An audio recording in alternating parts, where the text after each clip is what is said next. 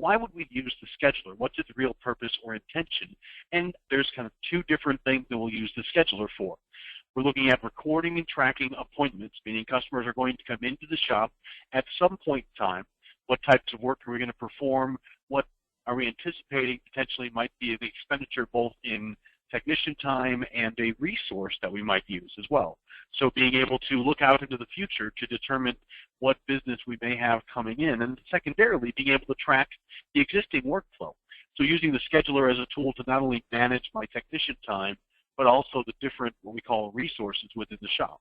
So those are kind of the two basic functions, or the two basic elements of the scheduler. There are a lot of nuances in those cases as we go through, and we'll talk about a lot of them as we go through this afternoon's session. However, we're going to start out not in the scheduler piece, but we're actually going to go look in the configuration side, because there is some configurable settings that's going to determine how the scheduler behaves as we go through. So before we get into using the scheduler, I'm going to first start down here in configuration. In the configuration module, when that opens up, the first place we're going to go is underneath the configuration header. Underneath the configuration header, go all the way down to the bottom, second from the bottom in my case, it says scheduler setup, likely the lowest one or the last one in the list on your side.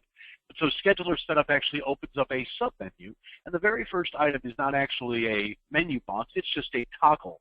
Meaning, if you'll notice, if I just clicked on this thing that says enable scheduler, it's going to ask me first off to put in a password because I've got it configured to not allow me to turn that off. But if I was to come back in, you'll notice that when I go back out to my scheduler setup window, and sorry, as I leave configuration to allow it to recognize that the change was made, and then come back in, what I will see when I get back down underneath configuration and down to my scheduler setup menu, you'll notice that the only thing that's there is to enable the schedule.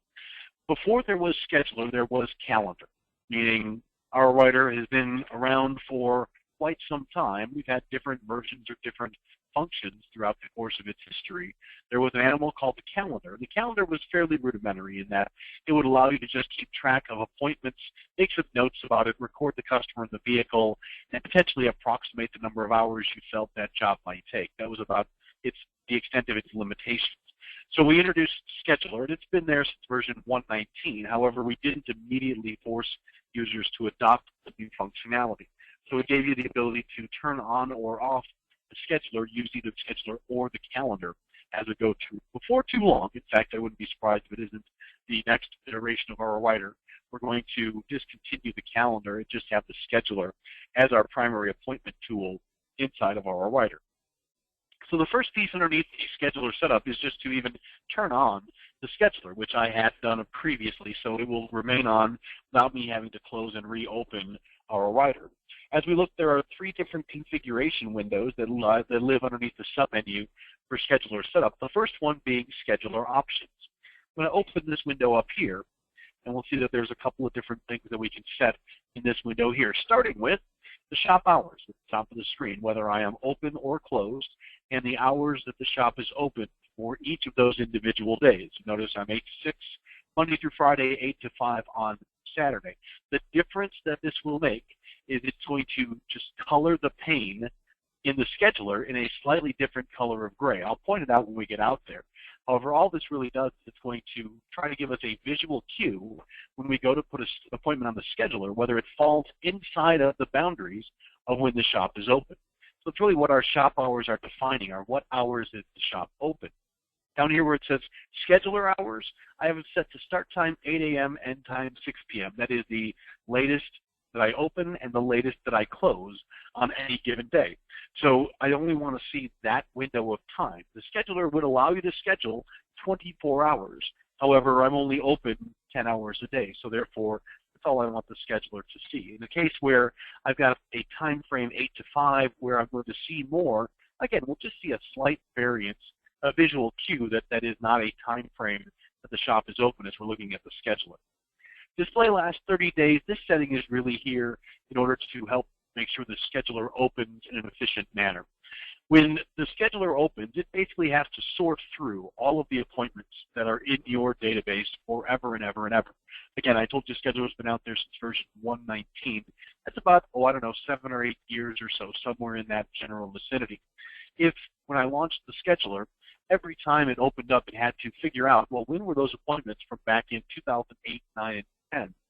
Then it's going to take a little bit of time to figure out where those belong on its calendar or on its schedule. So what I'm telling the system to do is to only look at the last 30 days worth of appointments.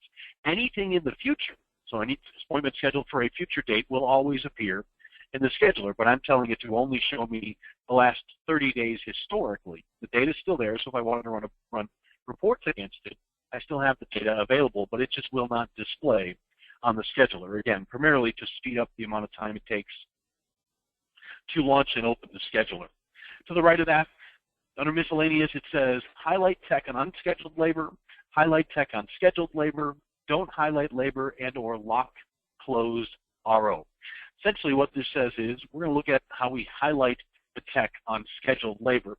I don't have it locking a closed repair order. Essentially, if there was an appointment that was tied to an estimate or an invoice, and we finalized that transaction, if I had it flagged to lock the closed repair order, it would not allow me to make any changes to that estimate that was already out on the schedule.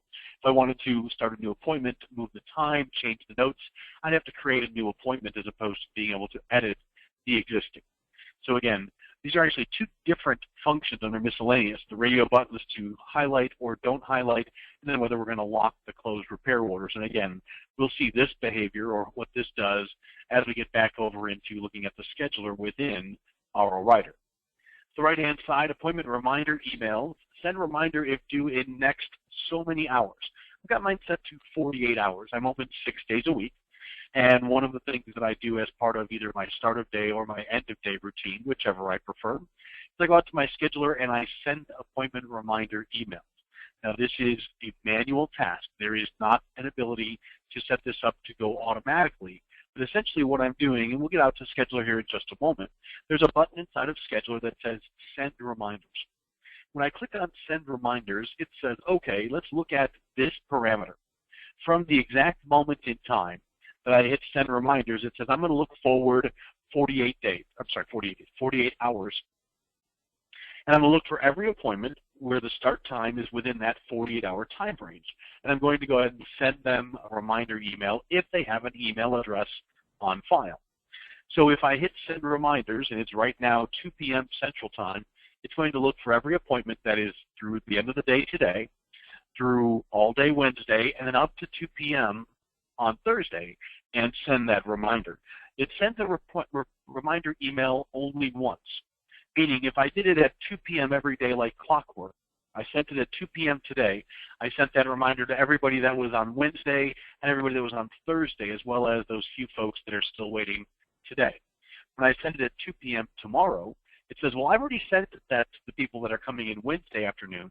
I've already sent one to the people that are coming in Thursday morning, so all I need to do is send it to everybody that's Thursday afternoon and then Friday on up until 2 p.m.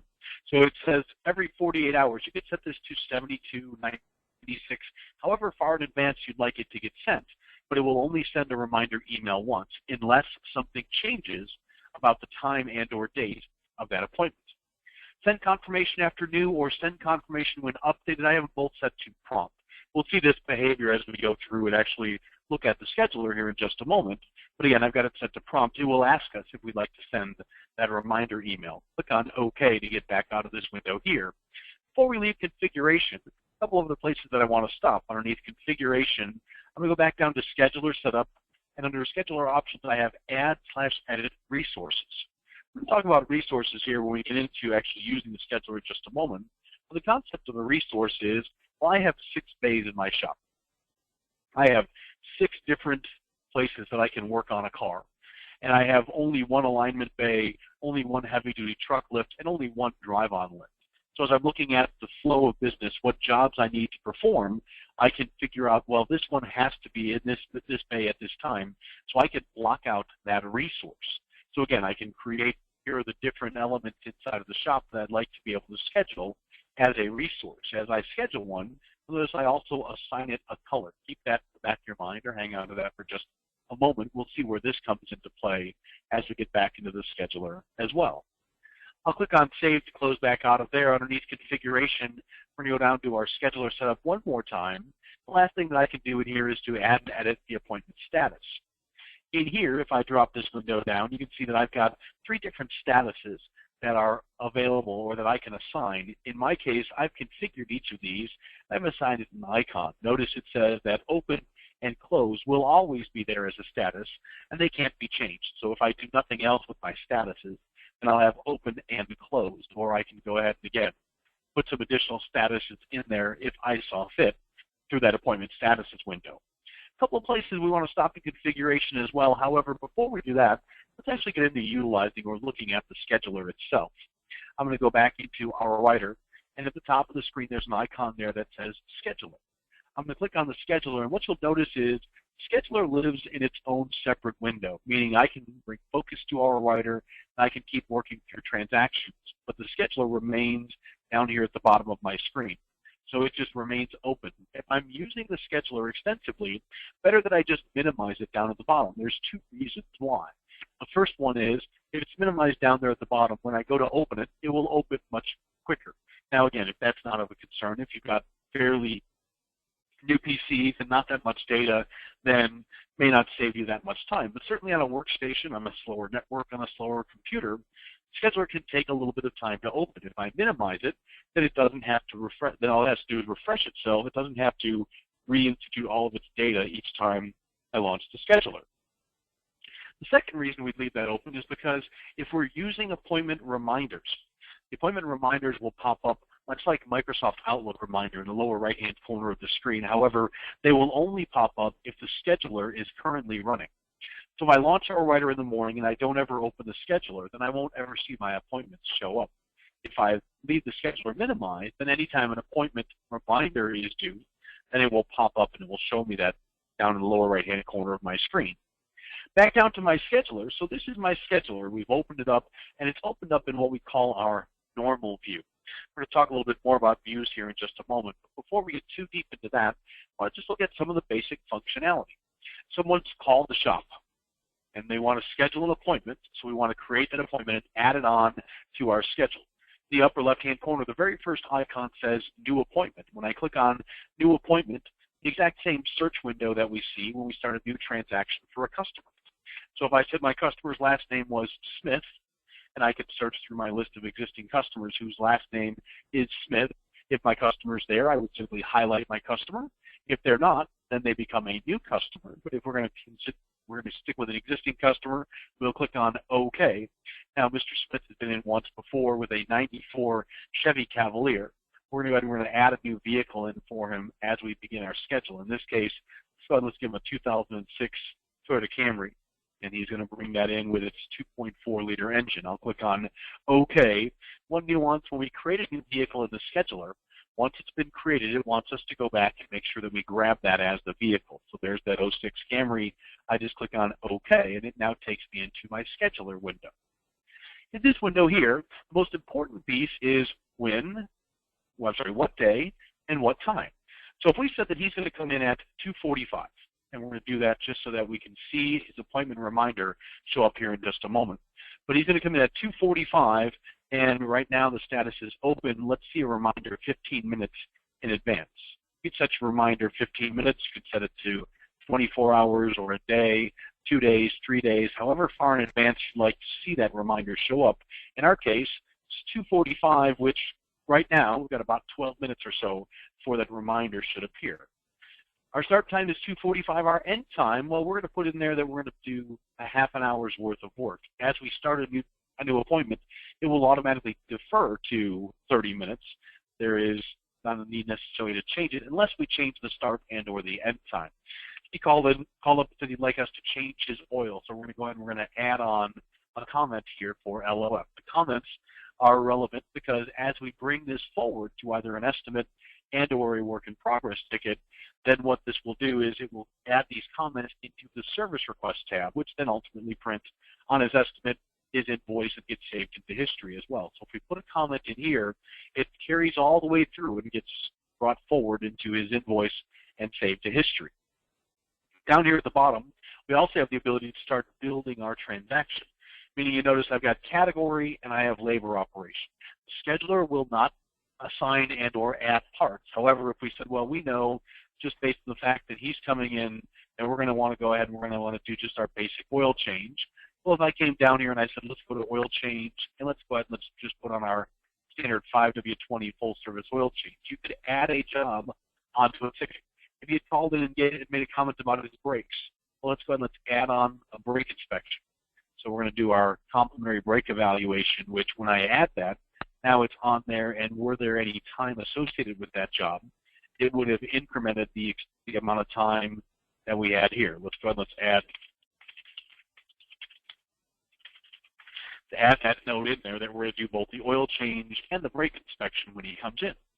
So again, the most important piece is who, what day, and what time, and we capture those pieces. The rest of it is at our discretion whether we'd like to add any of those in there. When we go to leave this appointment, our options up here are either to save and close, save and print, or save and view history. Save and close says, just get me out of this appointment. Let's get back over to our scheduler or back to our writer and close out of the appointment. Save and print will save and it will print an appointment reminder sticker. What I mean by that is we have integrated functionality where you can print an oil change reminder sticker. It's that 2 by 1.5 inch sticker that goes in the upper left-hand corner of the windshield whenever you perform an oil change. And it says, here was the either current mileage or next mileage, here was the viscosity, and here's the information about my store. We can also print an appointment reminder sticker to the same printer, that Zebra 2824 TLP Plus, with that 2 by 1.5 inch sticker that says next appointment due, and then the time and date of that appointment. So you can do that. If you hit save and print, it's looking for that oil sticker printer to spool that appointment reminder to. Last one, save and view history. In this case, we created a new vehicle. So no history to be seen, but save and view history would take us out of the scheduler, directly over to the history for this customer and this vehicle. So if I wanted to immediately see what have we done before, save and view history will take me directly to that window. I click on save and close, and it asks, we like to send an appointment confirmation email. If you remember, when we were in configuration just a few moments ago, there was an option there that said send appointment confirmation after new, and I had it set to prompt. That's why it's asking me in this window here. We'll answer no to that question because I don't have an email address on file for Mr. Smith, but if I wanted to, I could go ahead and enter it in, send him off an email. So dropped it in there in the center. There's our friend Dempsey Smith. There's an appointment reminder on that. There he sits, waiting for 2:45 p.m. to roll around, so we can go ahead and start that estimate for him. Now, while we're looking at this window here, it's dropped it into what we call our normal view, meaning it's just kind of a patchwork quilt with little boxes that are indicating to us not only when the appointment was, so in this case 8 until, if I were to scroll down to 5, that leaves from 9 until 3:30, he's at 2:45 for just a half an hour. Because there are some colors that are listed there. If you look at this one here, it's red, and that's because the block is red because this job is assigned to Bart Smith as a technician. If I was going to look over on the right-hand side, my legend tells me that my color that's assigned to Bart Smith is red. This one on the right-hand side is assigned to Bay 4. Notice when I hover over it says Resource Bay 4, Alignment Bay. So if you look at the block or the bar on the left-hand side, that ties to our resource legend, where I can see it's in Bay 4, the Alignment Bay. So again, as I'm looking at this window here, all of the rest of these where it's just white on both the left-hand side as well as the bar in the center, it's because we have not yet assigned it to a resource and or a technician. Notice Gamble, Aaron, and then to the right of that it says none-none. That's because it has no technician and or no resource assigned to it. Now I talked about not only using it to keep track of who's coming in and when, but also to keep track of workflow in the shop. So we look at the top of the screen, there's a drop-down menu that says Views. When you click on the Views drop-down menu, you get 4 different options, starting with the normal view, which is what we look at this particular moment in time, and or if I wanted to look at the technician view. Now the technician view is showing me a little bit of a different view in that this job is assigned to Bart Smith. Bethany Hudson is unassigned, so is Amble Guerin, so Aaron Gamble, how's that? And Jason Olazeri, and so on. So all these that sit here and unassigned have not yet been assigned to a technician. But if I wanted to assign those to a technician, all I have to do is just drag and drop them. So if I said, well, let's give this to Bob Stevens, all I'll do is I'll just slide it over, and you'll notice as I move it across, it's picking up the color based upon the legend of who it's been assigned to. If I went back and they said, Aaron, we're going to give you to Bill Fosterman, and we're going to move this over to Jerry Bryant. And then last but not least, Jason Lazari can go to Bill, and seeing as he'll be available when Mr. Smith comes in. Whoops, and hang on. A couple of things happened as we did that. As you'll be available when Mr. Smith comes in. And also, I've got a 3 o'clock appointment for Donald Stotts. We'll go ahead and we'll assign him as well. So we've got a couple of different things that have that happened. First off, it's picked up the colors as we go through. Were I to go back to my normal view, I can see it's got a little bit more of a legend to it, and then I can now see what resource or what technician they've been assigned to. Underneath our views, we also have what's called a resource view. Same concept of, well, if I'd like to assign it to a specific resource, I can slide these around. As it popped up, got Dempsey Smith coming in, and Bill Fosterman is the assigned technician. The start time is at 2:30 p.m., and we haven't yet assigned it to a location. So here's our appointment reminder. When I was sliding the appointment around, I changed the time from 2:45 to 2:30. But I can see that it's due in 5 minutes, at least for the time being, much like an alarm clock. I'll go ahead and snooze that thing until he shows up here, in theory, in about 5 minutes or so. So again, I can use the resource view to go ahead and assign to each individual resource the jobs that will be performed in that particular location. As I get back into this window here, there's our friend Aaron Gamble. We've now moved him over, assigned that to A3. The body still shows us the technician, and I've got 3 transactions that are not yet assigned.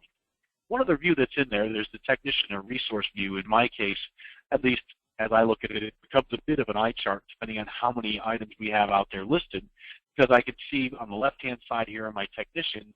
On the right-hand side, here are my different resources that we have available. As I go back up to views at the top, we're going to go down back to our normal view. And in this normal view window, we've got all the different items that are there. One of the things that the normal view is also very good to use for is when you want to look at more than just a single date range. If you look in the upper left-hand corner, we have both August and September of 2015, current and next month. Any date that is in bold is a date that currently has appointments scheduled. So if I was to look at the 14th, I can see there is an appointment scheduled already. The 13th, the same, and so on and so forth, continuing back to just today's transactions. I wanted to be able to see them on the screen at one point. So if a customer called up and said, hey, I just want to bring in my vehicle within the next week sometime, if I clicked on 1 week, well, now I can see, okay, I've got a somewhat busy day tomorrow, I'm pretty light on Thursday, and pretty much nothing after that.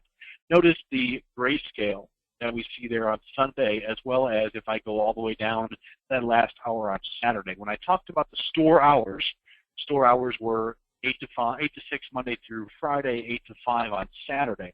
So that's where that gray coloring comes into play. Again, if you notice, if you go top to bottom, 8 a.m. to 6 p.m., the scheduler limited to only the hours that I told it to show me as we were looking at the scheduler options when we first began. So again, being able to look at 1 week, and or if I really wanted to, I could predefine, as opposed to it being 1 day or 1 week, I could just drag and then highlight. And now I'm looking at 3 days or 4 days or 5 days or however many days I'd like to include. Now once I get past 7, then it's going to allow me to, or make me scroll left and right.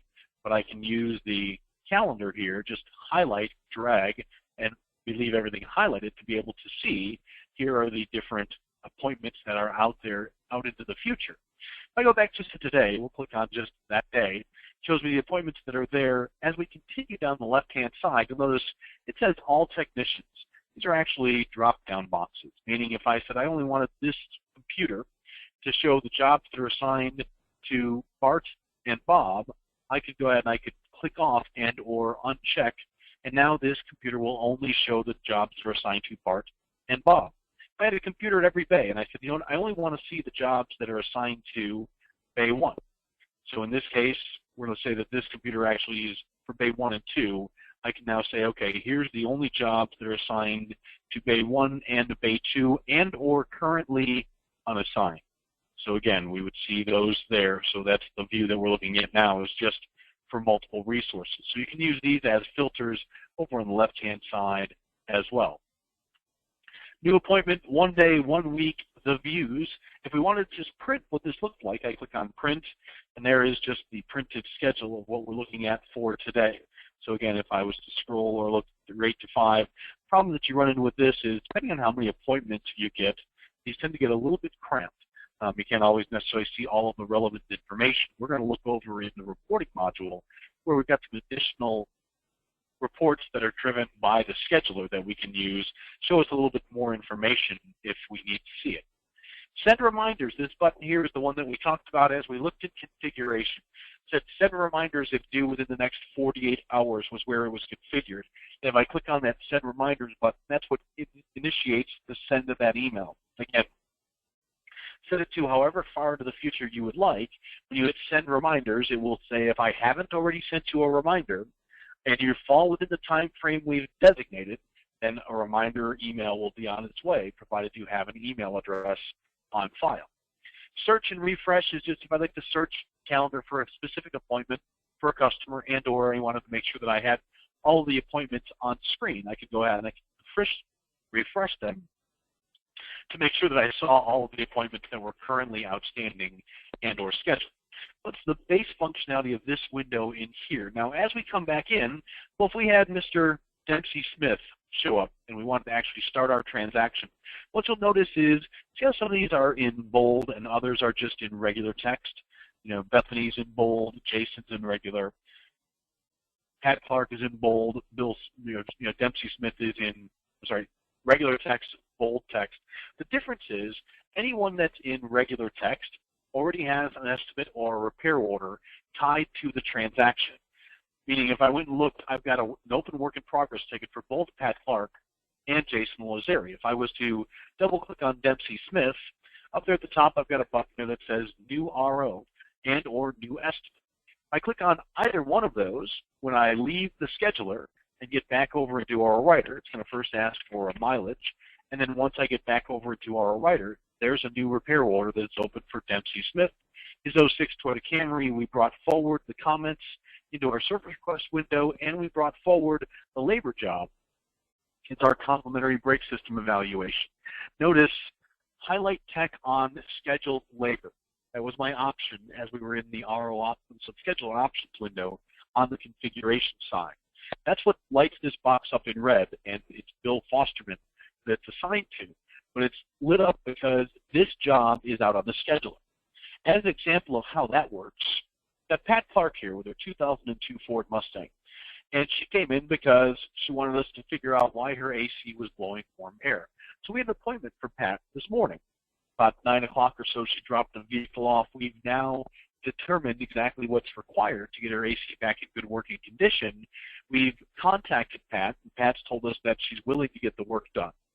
So we're all good with the estimate that we've put together. The only problem now is it's now 2:30 in the afternoon. The parts are coming from the distribution center, and I won't get this work done, or I won't have the parts available until tomorrow morning at the earliest.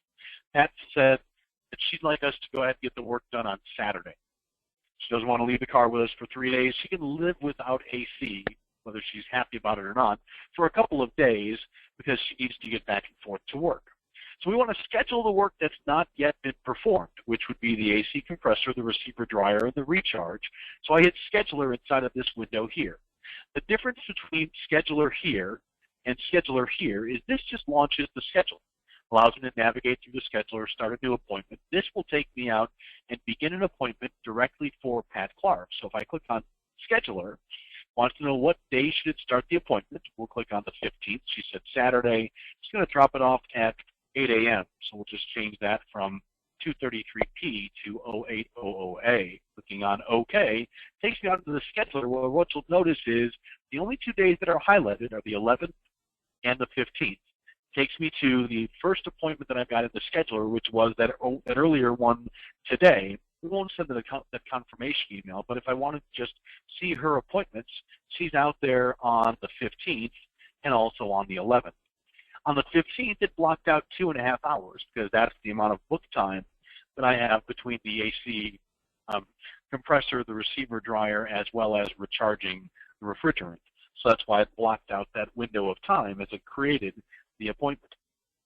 So if I go from inside of a ticket, then it immediately takes me into the scheduler information for that specific customer, versus the one that's up here will take me out to the scheduler just in general. If I were to close back out of there, what we'll notice is now all of these are highlighted. Even though the technician hasn't yet been assigned, it knows that that job is out on the scheduler. So as I'm looking at using the scheduler to help with workflow management, I can push any job up to the scheduler, tell it when that job will be performed, and then as I'm looking back at the transaction, anything I see here indicates to me that it has not yet been tied out to an appointment on the scheduler. In the upper right-hand corner, close back out of there. One other piece I want to take a look at before we jump back to configuration for just a second. My friend David Winston down here at the bottom. And we did an alignment. We also had some declined work that we had on that transaction. So I click on Finalize. I just walk through and accept my payment for my friend Mr. Winston. Once I finalize my invoice, we would typically print that repair order, but in this case, I want to get to this message here. Do you want to schedule an appointment for this customer and vehicle? I'm going to jump over to configuration here for just a moment under the configuration header. In this case, we're going down to repair order and then over to required entries, 1, 2, 3 down from the top. In this window here, in the lower right-hand corner, there's an option there that says schedule appointment, and I have that set to prompt. My options are prompt, always, or never. If I have it set to never when I finalize a transaction, it just takes me back to my main hour writer window. It doesn't ask me to schedule the appointment. When I set it to prompt, we see the behavior that we just witnessed with Mr. Winston. It asks if we'd like to schedule that appointment. If I had it set to always, it would immediately ask us what time and date we were going to set that next appointment for and want us to go out to the scheduler to schedule that appointment. So again, required entries underneath configuration and then repair order is where we find this option relative to the scheduler. And when I'm back over on my transaction for Mr. Winston, if I answer yes to that question, again, then it launches me out into the scheduler. I just have to define, well, we had that rear brake work that he declined. And he said he'd come back in next Tuesday about the same time to get that done. And you know what? It was front brake work. And so we're going to go ahead and we're going to put that on there. And then just knowing the nature of what we were going to perform, we'll flag an hour and a half's worth of time, and I'll hit save and close. Don't need to send him an appointment confirmation, but now we leave our scheduler. So again, as we finalize the transaction, we can go ahead and we can prompt that next appointment. Again, the two kind of consistencies where we might see that used be for maintenance services or for follow-up items, be it through the checklist and or declined items, wanting to make sure we have that next appointment scheduled for the customer before they leave. A couple of last pieces before I'm done with the presentation of today's presentation. We go back out to the scheduler here for just a moment. If I'm inside of an estimate itself, so we go to new appointment, and we're going to go ahead and we're going to start another new appointment. We'll stick with Smith. My friend Eric can come on in. Sure, his 91 Eagle Talon. But when we're in this window here, there is one other tab that's there. It's an appointment. It seems grayed out, but it actually isn't. If you were to click on scheduling, when I'm inside of the schedule itself, not always it's easy to go out and start searching around to see, well, what time and or day may I have available? I could schedule an appointment. So when you click on that scheduling tab, anything that is in red is an appointment where the time and date has passed. There's Dempsey Smith, he's 2:30 p.m. There's Donald Staunch, he's coming in at 3 p.m.